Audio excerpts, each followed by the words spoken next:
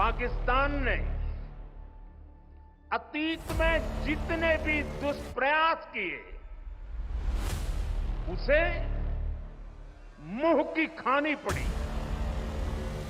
मैं आतंकवाद के इन सरपरस्तों को कहना चाहता हूं कि उनके नापाक मंसूबे कभी कामयाब नहीं होंगे। ये वही लोग हैं जिन्होंने सेनाओं में हजारों करोड़ के घोटाले करके हमारी सेनाओं को कमजोर किया। ये वही लोग हैं जो चाहते थे कि एयरफोर्स को कभी आधुनिक फाइटर जेट न मिल पाए। ये वही लोग हैं जिन्होंने तेजस फाइटर प्लेन को भी डिब्बे में बंद करने की तैयारी कर ली। ये वही लोग हैं जिन्होंने सीमा पर तैनात हमारे जवानों को पर्याप्त बुलेट प्रूफ जैकेट्स भी नहीं दी। ये वही लोग हैं जो करगिल विजय दिवस को भी नजरअंदाज करते हैं।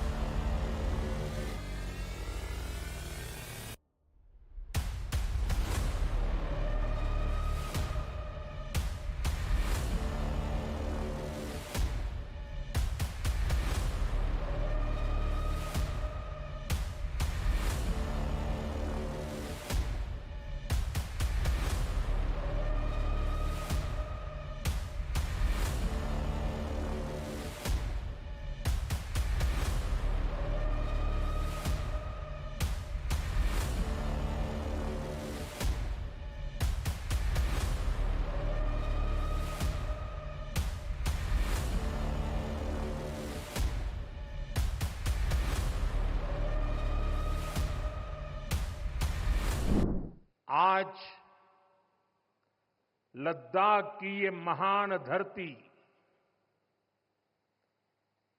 कारगिल विजय के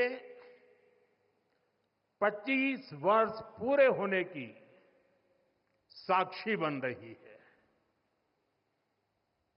कारगिल विजय दिवस हमें बताता है कि राष्ट्र के लिए दिए गए बलिदान अमर होते हैं। दिन, महीने, वर्ष, सदियां गुजरते हैं। सर्दियां भी गुजरती हैं, मौसम भी बदलते हैं, लेकिन राष्ट्र की रक्षा के लिए अपनी जान की बाजी लगाने वालों के नाम अमिट रहते हैं। ये देश हमारी सेना के पराक्रमी महानायकों का सदा सर्वदा ऋणी है। ये देश उनके प्रति कृतज्ञ है। साथियों, मेरा सौभाग्य है कि कारगिल युद्ध के समय मैं एक सामान्य देशवासी के रूप में अपने सैनिकों के बीच था। आज जब मैं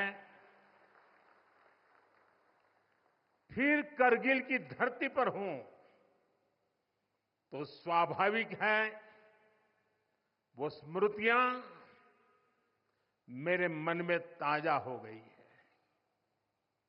मुझे याद है किस तरह हमारी सेनाओं ने इतनी ऊंचाई पर इतने कठिन युद्ध ऑपरेशन को अंजाम दिया था। मैं देश को विजय दिलाने वाले ऐसे सभी शूरवीरों को आदरपूर्वक प्रणाम करता हूं। मैं उन शहीदों को नमन करता हूं जिन्होंने कारगिल में मातृभूमि की रक्षा के लिए अपना सर्वोच्च बलिदान दिया। साथियों, कारगिल में हमने केवल युद्ध नहीं जीता था, हमने सत्य, संयम और सामर्थ्य का अद्भुत परिचय दिया था। आप जानते हैं, भारत उस समय शांति के लिए प्रयास कर रहा था।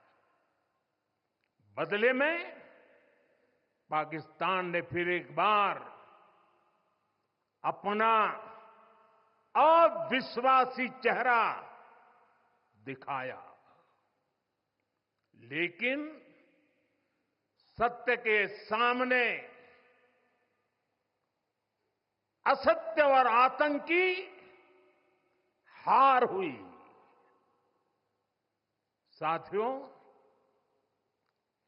पाकिस्तान ने अतीत में जितने भी दुष्प्रयास किए, उसे मुंह की खानी पड़ी है।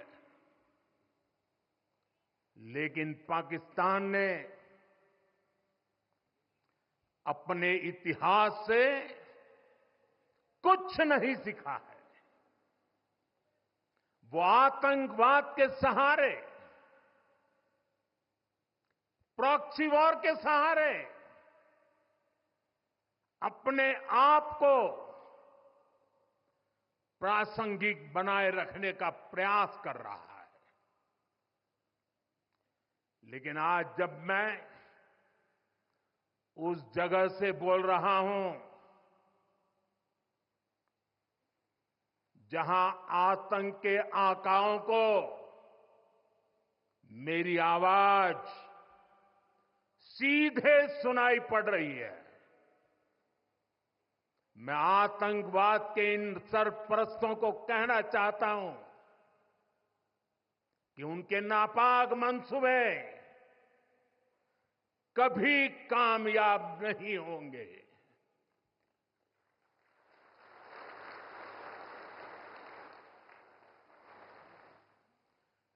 आतंकवाद को हमारे जाबाज पूरी ताकत से कुचलेंगे।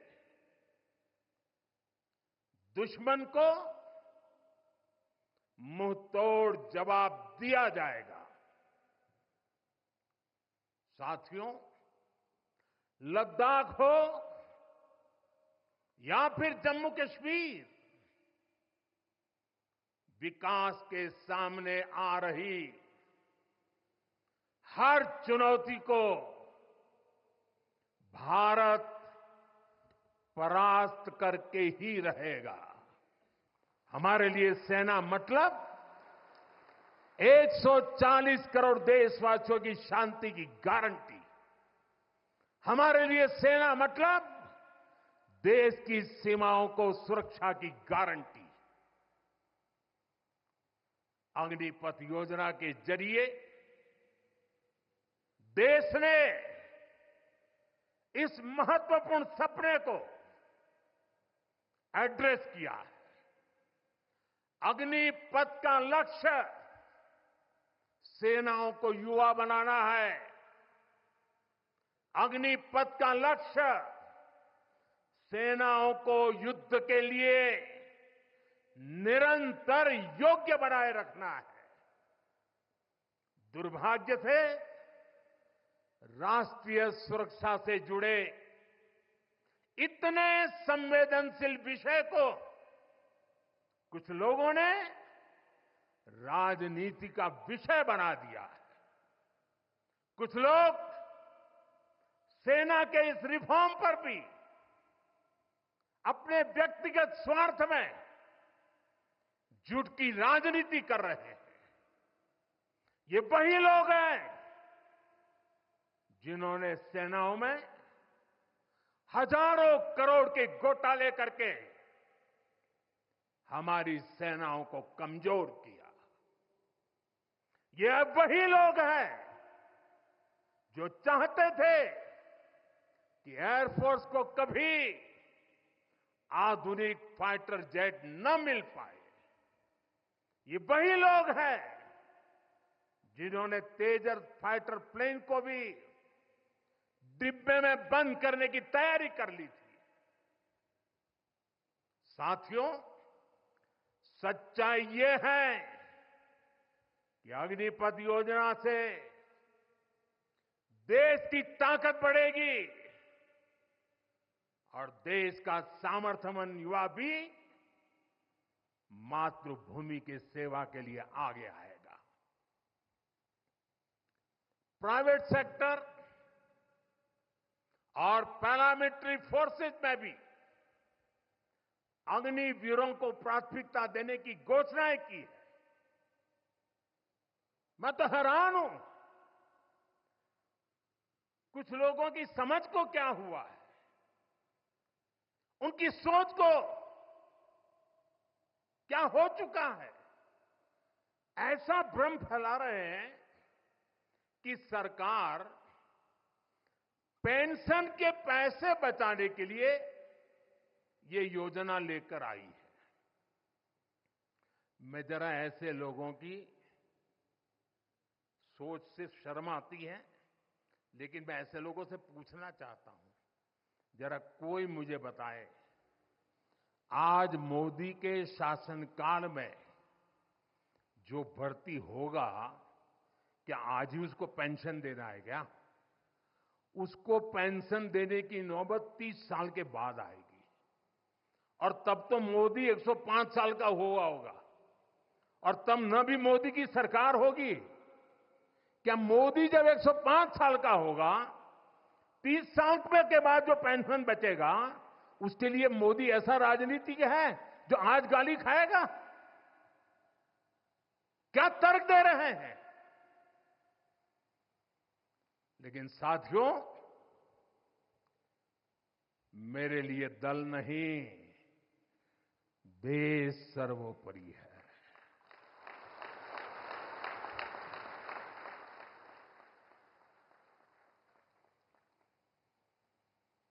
और साथियों, मैं आज गर्व से कहना चाहता हूं, सेनाओं द्वारा लिए गए इस फैसले का हमने सम्मान किया है।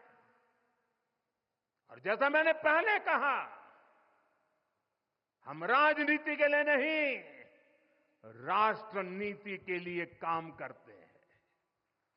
हमारे लिए राष्ट्र की सुरक्षा सर्वोपरि है।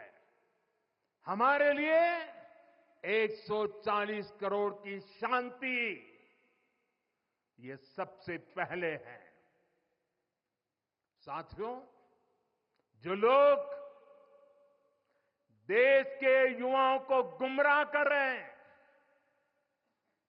उनका इतिहास साक्षी है कि उन्हें सैनिकों की कोई परवाह नहीं है।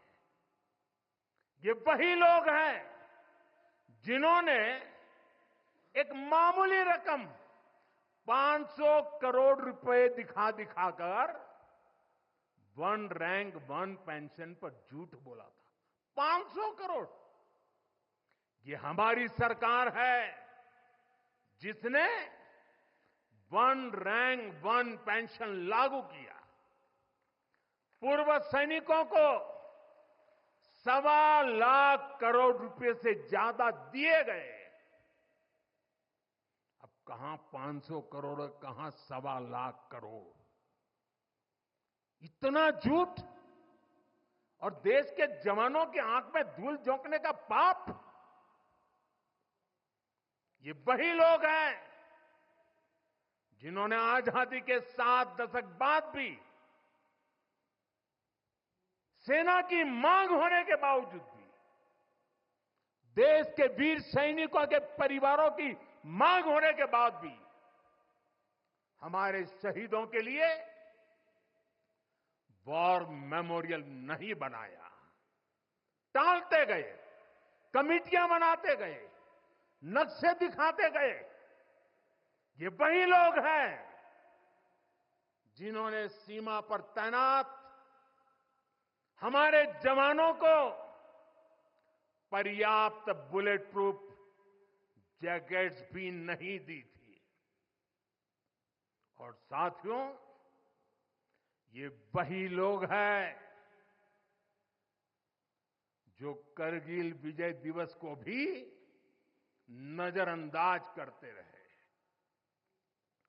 ये तो देश की कोटि कोटि जनता के आशीर्वाद है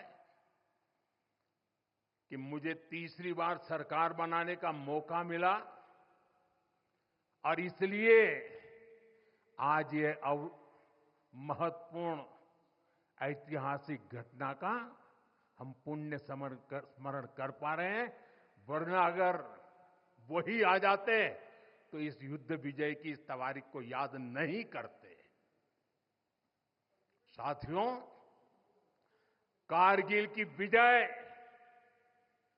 ये किसी सरकार की विजय नहीं थी। कारगिल की विजय ये किसी दल का विजय नहीं था। ये विजय देश की थी। ये विजय देश की विरासत है। ये देश के गर्व और स्वाभिमान का पर्व है। मैं एक बार फिर 140 करोड़ देशवासियों की तरफ से मेरे वीर जवानों को श्रद्धापूर्वक नमन करता हूं। सभी देशवासियों को पुनः एक बार कारगिल विजय के 25 वर्ष की शुभकामनाएं देता हूं। मेरे साथ बोलिए, भारत माता की। ये भारत माता की जय मेरे उन वीर शहीदों के लिए है, मेरे वीर भारत मां के वीर सपूतों के लिए है। भारत माता की, भारत माता की, भारत माता की।